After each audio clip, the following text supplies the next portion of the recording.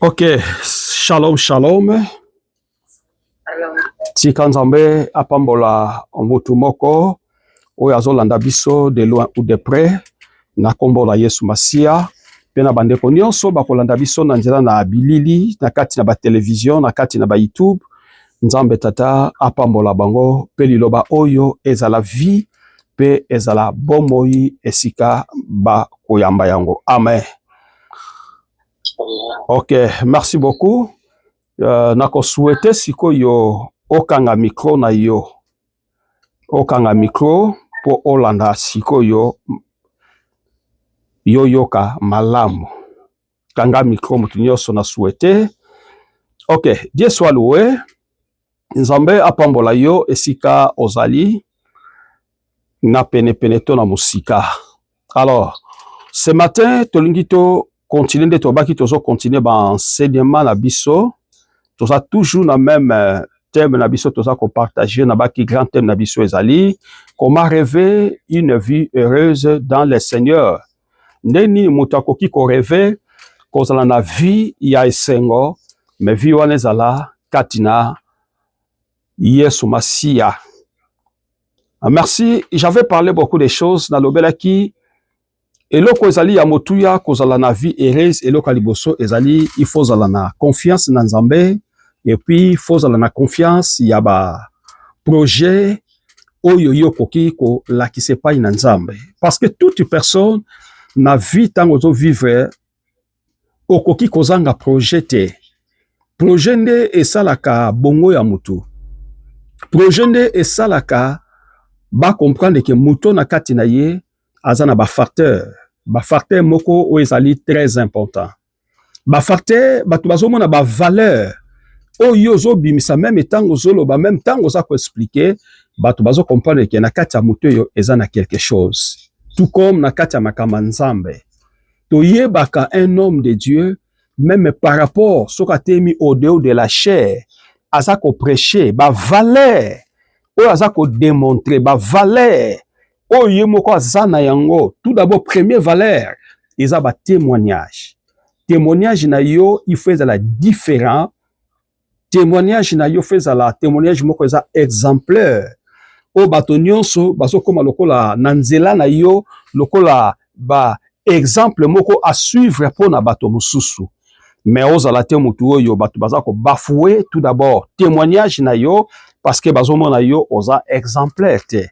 Alors moto a présenta ke pa Nzambe o yazo kanisa même étant to kotaka na domaine ya prière to priaka par rapport ya conscience na ngai o naza ko démontrer ko lakise pai na Nzambe nde elakisaka même Nzambe ke moto oyo aza important liboso na nga Nzambe moto aza utile parce que azoka ba parole na yo azoka maloba na yo eza ba mélodie te mais azoloba ba maloba oyo eze wuta na fond ya kati ya motema na yo nde Nzamba sepelaka na yango.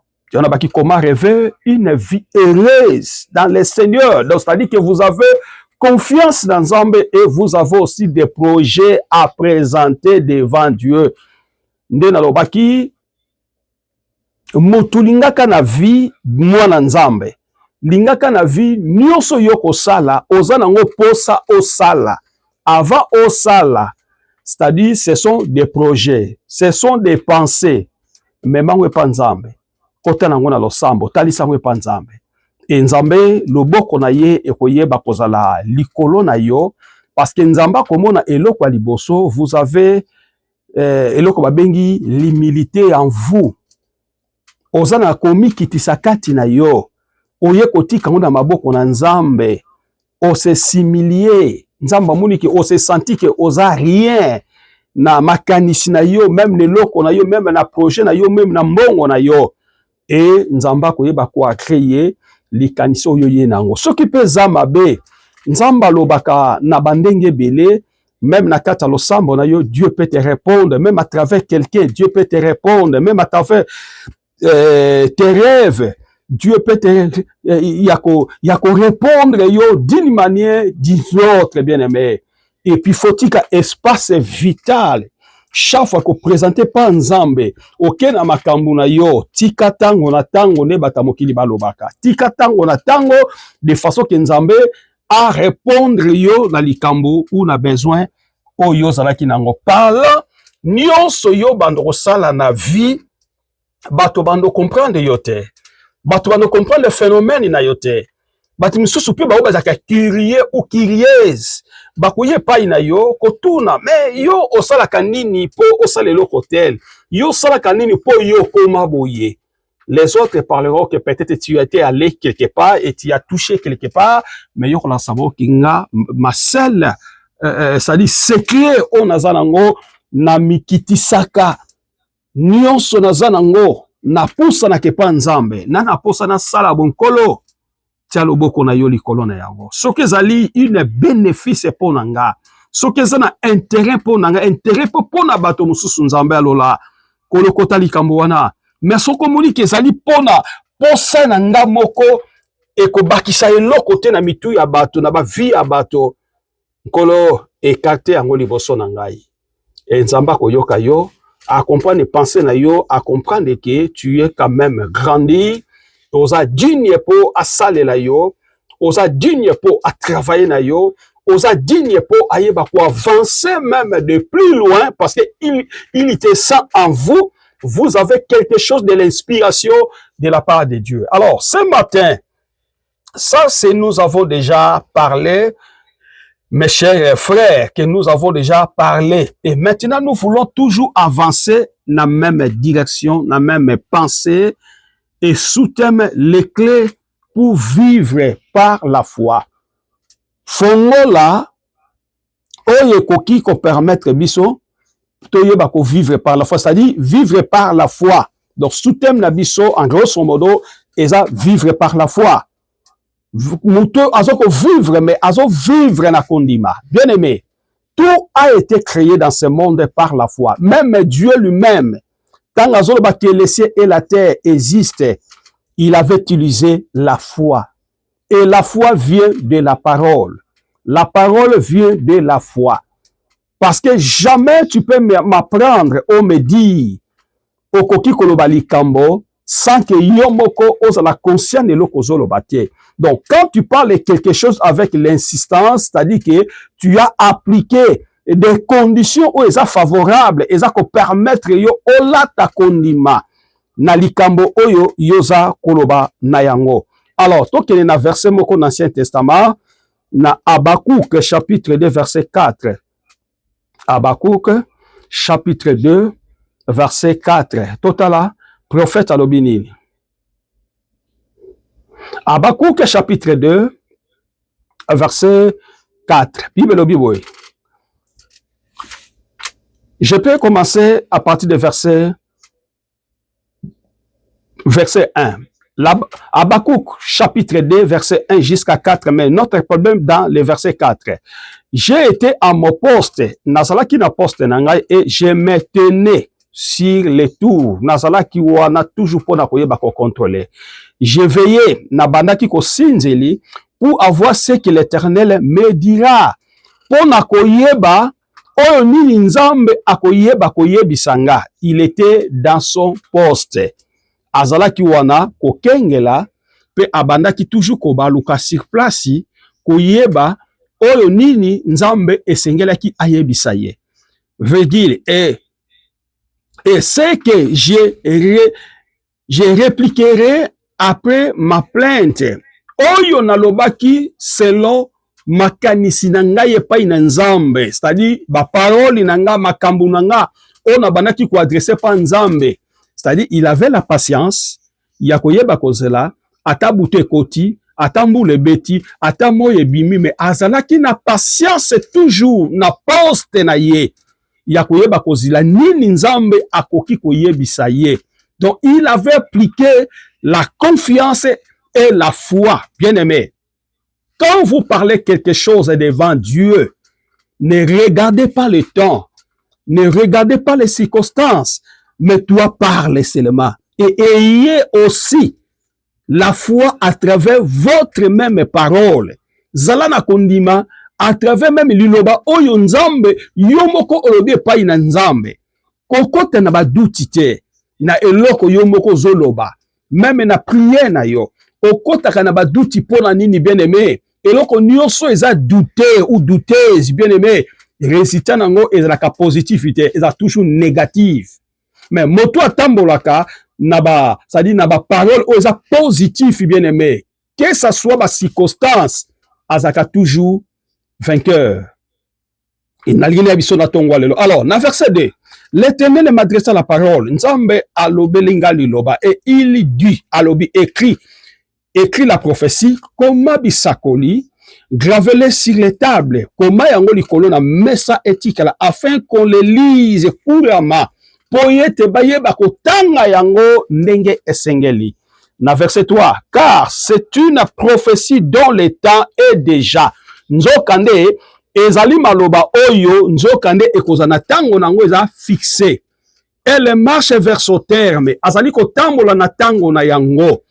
Et elle ne mentira pas ekoyeba kokosa te. Si elle attarde, soki eumeli attend la zela wana.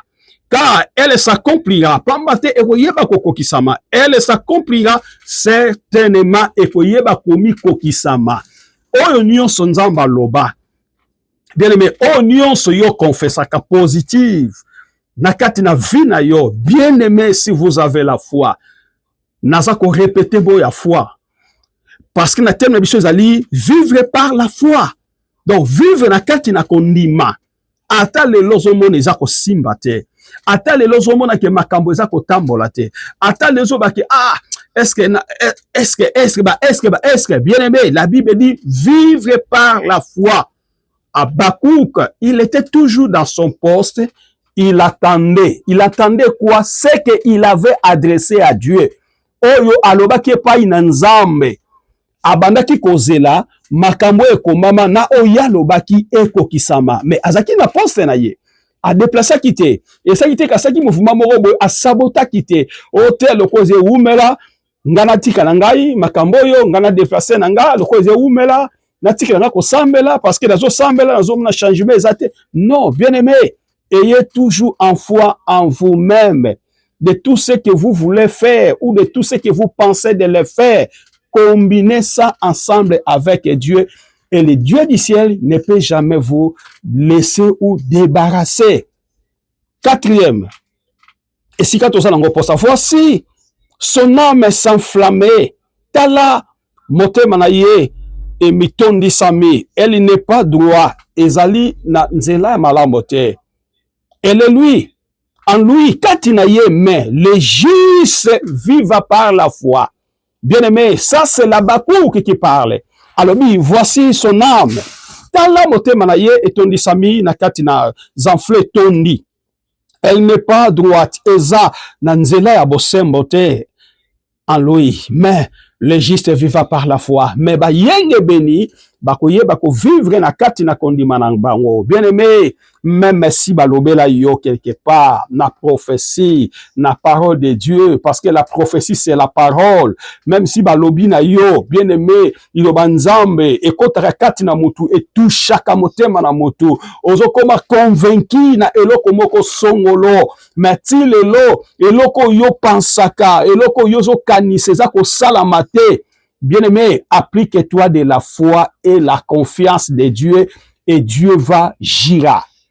Nzamba koyeba ko agir na kati na mutu moko na kati na tongwa lelo. Bien aimé, à des fois nzamba travaille lokola un kizengi.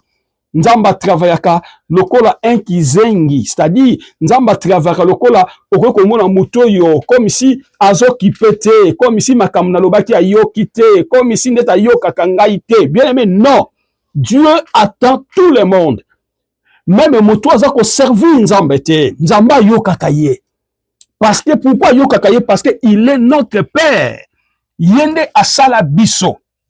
Nyonso tolobaka azo yoka. Nyonso to salaka azo mona. Nyonso to zako disposer azo mona. Yango les gens mutu moko. Kokanisa te ke ba prier yo salaka.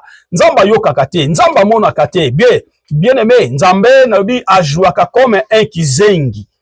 Kizenga lokolo zoba nele kambulo kwa zo yoka lokolo je bimanango. Nzamba za ndenge wana.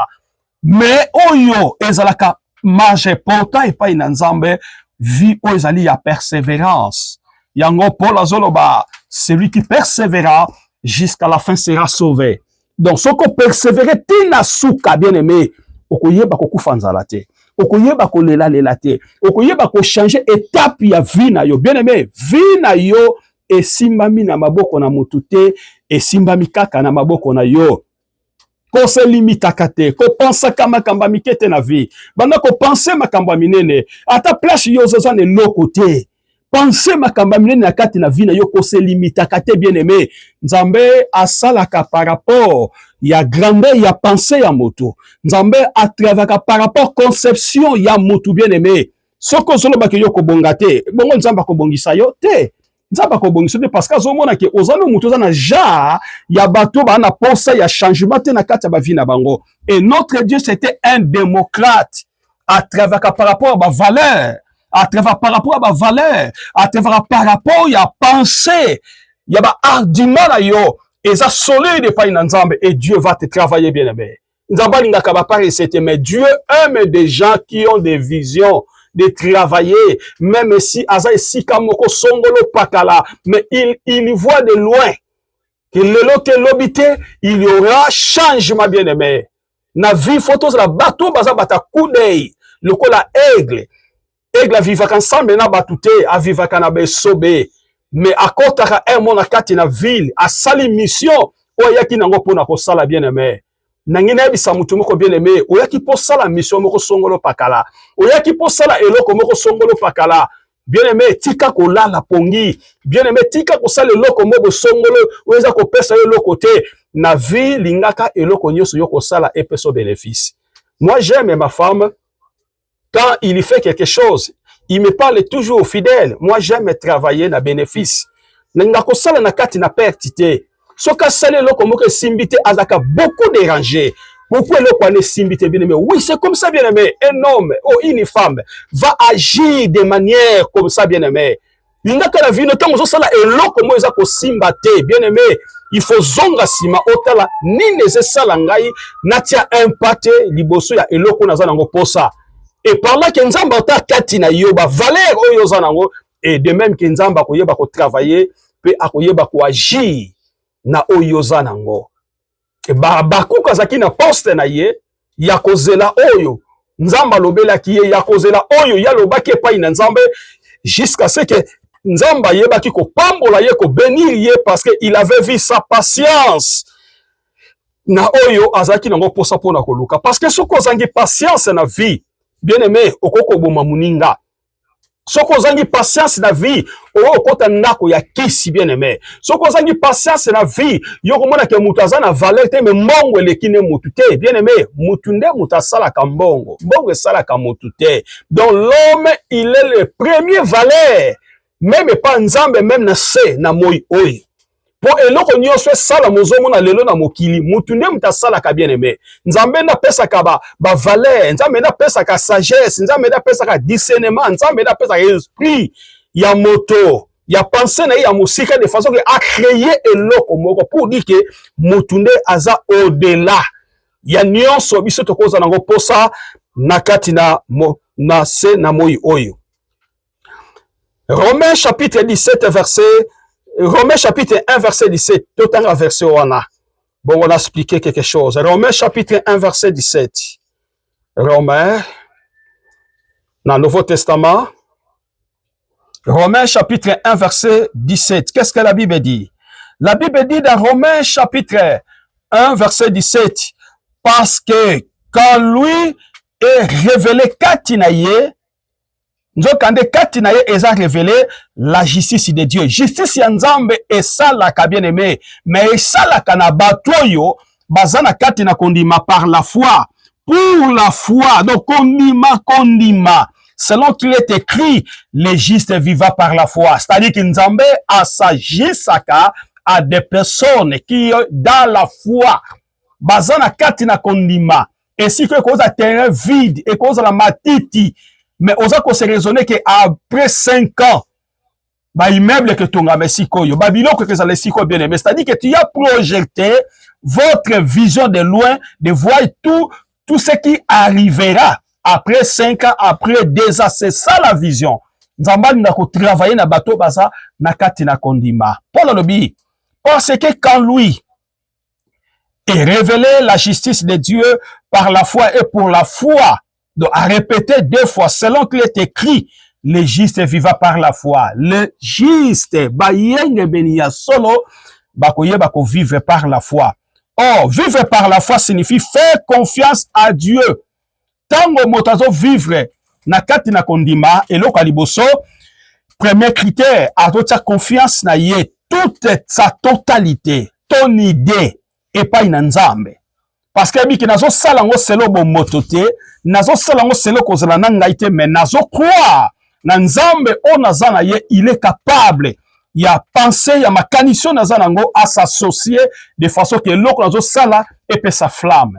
Yango nalobaki dans notre vie, étant qu'un chrétien, tout ce que vous voulez faire dans votre vie, il faut associer Dieu. N'associez pas Dieu, vous avez déjà fait à part après, ou ekozonga ko associer nzambe te. Lorsque vous avez eu la pensée, connectez cette pensée ensemble avec Dieu. Moto nyonso se confiaka, et loko yazo linga sala ou azo sala na nzambe bien aimé, moto wana azwake chèque te, parce que nzambe azwake chèque te. Le Dieu, il se conjugue toujours dans le présent. Il est vivant, il est présent.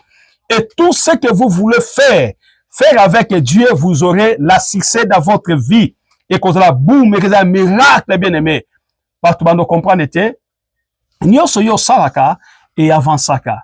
Baninga me ba otuna yo, mais comment nyoso yo salaka na vie et avansaka?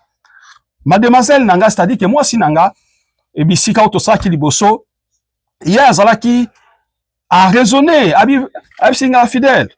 Nakosala ba galette nangai, pardon, nakosala ba galette nangai, nakosomba ba biscuit nde to benga kame na portrait yango boulasha. Nakosomba biscuit, nakosomba nguba, nakokalinga yango na memona musala. Ngamona na seki enano. Na bi ya sola mama OK tika ngati kosomba biloko. Tokenda inde mokola fongola ki biloko wana bandeko mo baso abi mama biloko ya ba $1 yo na opena o iza batu babona utesanga tina batu bayana biloko ba $20 ba $30 koteka yo tika biloko ba $1 moi sinanga lobi ekoteka ma bien aimé et salaki 10 minutes te 15 minutes te biloko nyonso na esili bien aimé biloko ba $1 esili bien aimé et puis et comme rythme que batu ba komi nango posa tu vois un visionnaire na vie foko c'est-à-dire que c'est visionnaire oyo batu bazo penser ko sala te mais yo zo sala yango okomona ba retour nango parce que ozaki inspiré ya koyeba ko sala eloko na bien aimé Bible dit toutes les écritures est inspirées pour ya ko convaincre biso ya ko instruire biso ya ko éduquer biso ya ko rendre biso bato bazali très important na miso na nzambe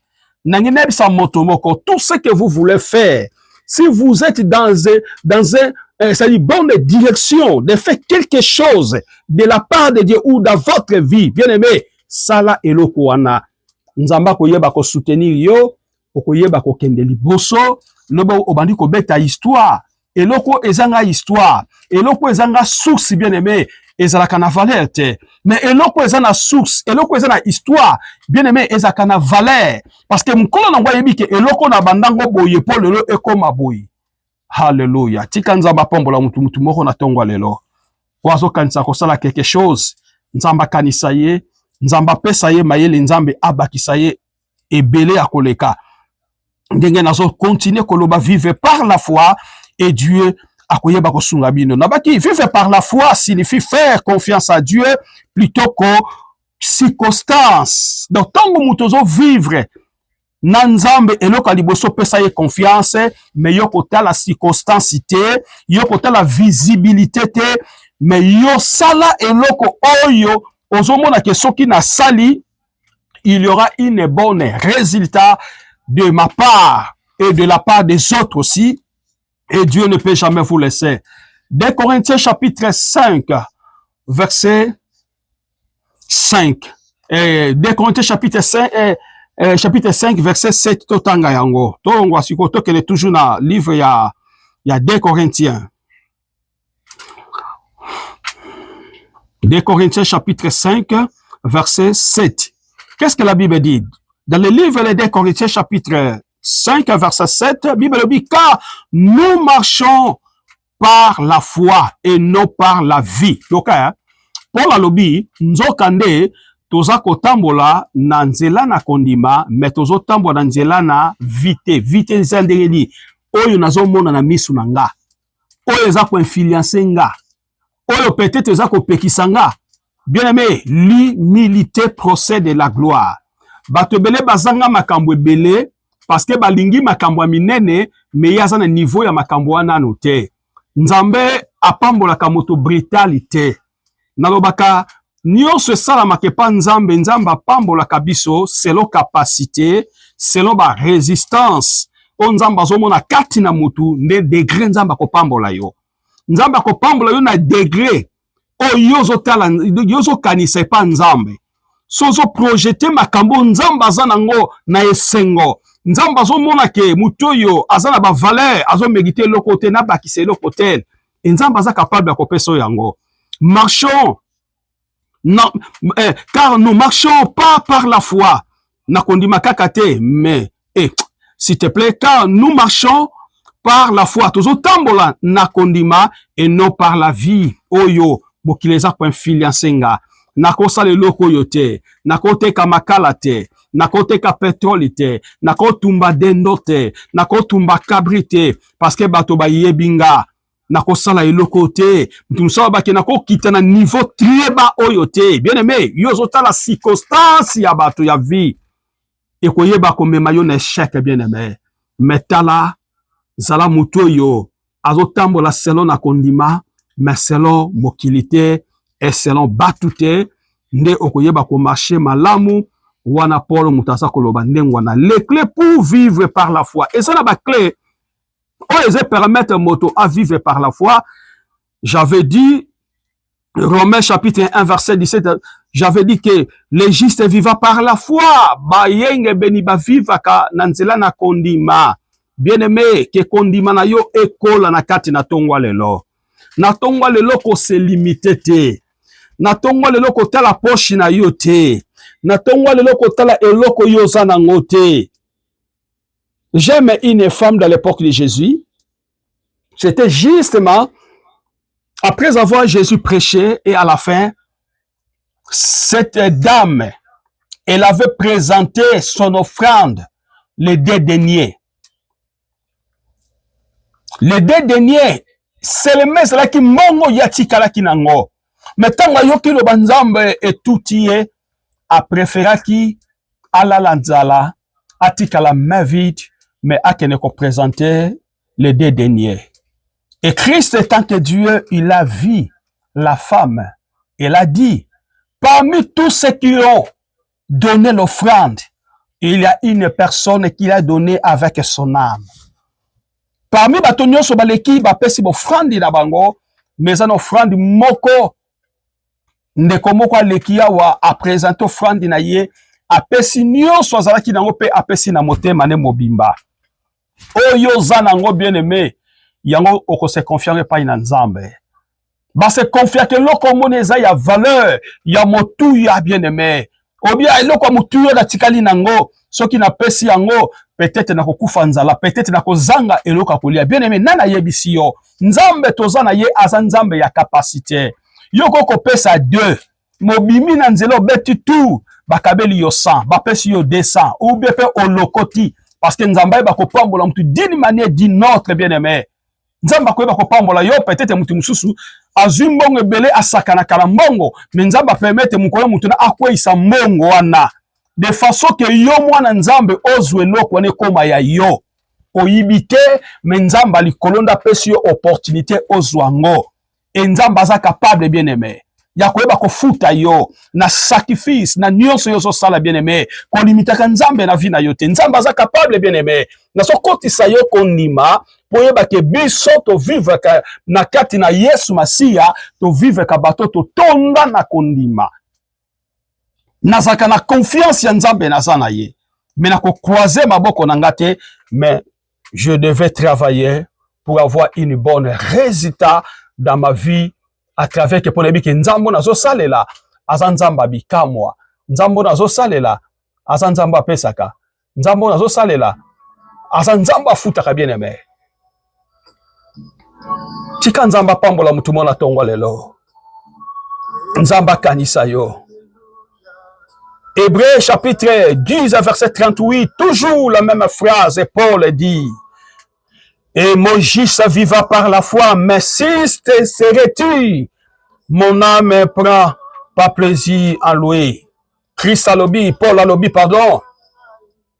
Bajise ba vivraka na kati na kondima. Mais soki ose retirer na kati na kondima, motema na ngai ekoyeba kozanga plaisir kati na yo. Donc, oumeli na kati na vie chrétien, ozo salela nzambe, ozo servi nzambe, mozo mona changement na kati na vie no ezate, olembi, o se retirer, Bible lobi, nzamba koyeba kozwa plaisir kati na yote. C'est-à-dire, atinda biso na chemin moko kaka, chemin ya persévérance. Persévérer ensemble na nzambe. Persévérer na kati na liloba na nzambe. Tika liloba na nzambe e briser vie na yo. Tika liloba na nzambe e la cerveau moteur. Ya vie na yo e changer bien aimé. Parlons comme na loboko na nzambe. E nzamba koyeba kotika yo te. Galates chapitre 2 verset 20, la Bible dit: si je vis maintenant ce qui le naza ko vivre dans la chair, je vis dans la foi. Galates chapitre 2 verset 20, si je vis maintenant dans la chair, ce qui nazo vivre ce qu'on a kati na nzoto, je vis dans la foi. Naza ko vivre na kati na kondima. Au Fils de Dieu qui m'a aimé et qu'il se livré lui-même pour moi. Nanzela na Yesu oyo alingaki nga na kati ne kuluso. Soki dazo vivre lelo eza ye. Nzamba kolinga to souffrir tango nyonso. Nzamba kolinga te kotika yo o souffrir bien aimé. Mais ça là quelque chose. Avancez pas na yo. Avancez persévérance na yo. Nzamba oyeba kotiko te. Ata ko lelo makambo eza ko simba te. Ata ko zomona ke changement eza très difficile na kati na vie na yo. Bien aimé kangama na nzambe. Nzamba za mofuti ya bato nyonso bayake pai na ye. Bien aimé nzamba futaka. Nalobaki kotalaka âge na yo te. Nzamba za capable à rajeunir yo. Nzamba yebaki ko se rajeunir. Elle ko rajeunir Abraham. Pas opportunité na Sarah. Beba ko bota Isaac bien aimé. Nzamba ko yeba ko rajeunir yo. Nzamba za capable ya ko pesa yo. O motema no peut-être c'est ça la calculité. Ça dit c'est la calculité. Ça ko penser même na ngote. Nzamba za capable bien aimé. Mais votre foi est à la confier pas in nzambe. Parce que ça mojalisi, mopesi, mofuti na baibanso bayake pa ina ye. Nzamba tikaka te. Ce matin, n'habite ce que ça na mutu moko yokinga bisika yazali. Oba yokeli lo banzambe yo. Ezu esika na kati na vie na yo, na kati na bomo ina yo. Bien-aimé, Yesu Masia azanzamba bomoi. Yesu Masia aza les seules solutions pour na vie na biso, pour na vie na yo partout ozali bien-aimé. Na yo mutoko yokali lo banzambe oyo. Soki kondima ezali te mikaba na maboko na nzambe ba Seigneur tangisanga koyeba koyekola kondima. Kondima batanga ngo lolenge nini, basala ngo ndenge nini, bapratika ngo ndenge nini, bayekola ngo ndenge nini. Naza na posa ya koyekola bolamu na yo kati na vie nanga. Nalingi na tambola nga moko te me grâce pengolu na yo ezali boso bomo nanga. Esi kozali kanga misu bien aimé. Kanga misu bien aimé. Kanga misu bien aimé. Le bas Seigneur, fongola sko micro na yo si kozali. Fongola sko micro na yo to salo sambo. Fongola micro to salo sambo. Le bas Seigneur nana posa ko yekola kondima. Naza posa ko yekola kondima. Bien aimé, personne na nzambe merci. Na nyonso na maloba oyo yoki e matisi lisusu kondima. Pe foi na bomo ina yo. Fongola micro na yo to bodo libiso nyonso na ensemble na kombo na Yesu tokei. Lobe pa ina nzambe. Lobe pa ina nzambe. Alléluia, Jésus. Nzamba solo. Nzamba bomboyi. Nzambo aza capable. Likolo na nyonso. Alongolaka ba faible. Akomisa bango bato makasi. Alongolaka babola. Apesa bango bozwi. Alongolaka bato bazanga kondima. Lela komisa bango basali. Lela komisa bango bato na ye. Lela komisa bango ba serviteur na ye. Kolo na bondeli epai na yo. Liloba oyo ezwa esika na ba vie ya bandeko na nga. Oh Yesu Masiya. Nzambe ya solo ya bomboyi. Oza bikamwa ya baoyo bayaka epai na yo. Na sena gloire. Na sena nkembo. Na sena victoire. Ya solo victoire ya solo. Eze epai na Nzambe. Victoire ya solo.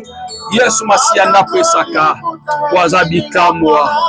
Pe aza ilonga. Pe aza bomboyi. Soki yote Nzambe nani mosusu. Soki yote nani mosusu tata. Tombwa manakati na tongwa lelo. Na kombo na Yesu.